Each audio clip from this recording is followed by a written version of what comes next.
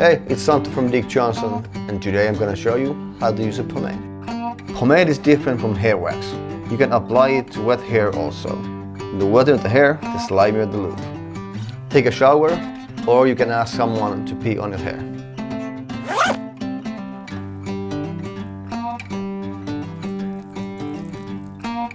I love taking warm showers. Depending on the style you want, you can now completely dry it or leave it a little bit wet. We're going with the slick back, so we can leave it towel dry. Choose your product. Today I'm using Dick Johnson pomade.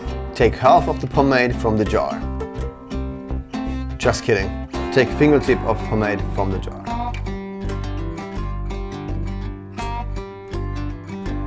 Spread the pomade between your palms and fingers.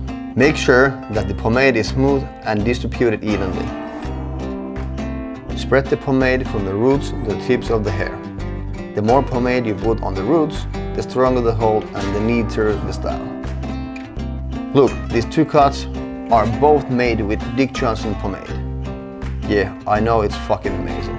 After spreading the pomade, comb the hair in the style you want. It's ready and looks sexy as fuck.